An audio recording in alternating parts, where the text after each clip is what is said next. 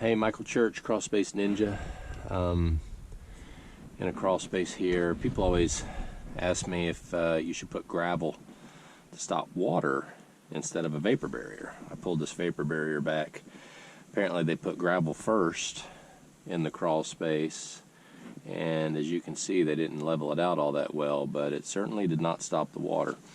The thing about gravel is that it's porous, so it actually lets water go through it easier, so it'll allow the water to move better, but it certainly does not stop it from coming in. As you can see, all along the foundation, this house is taking on water through the block wall, probably at the footer, and pooling up in several spots. Over there's a lot of water. Over here on top of the vapor barrier, there's a lot of water. So anyway, then the thing about the gravel is that now it's going to make it harder to trench. So you got a lot of gravel that you're going to have to move out of the way in order to properly trench and sump pump this area. And it also is pretty damaging to the vapor barrier underneath. Somebody like me, 200 pounds, 220 pounds, is crawling all over this thing.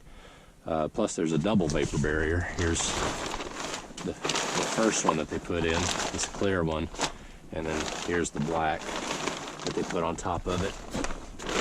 And of course they didn't tape it.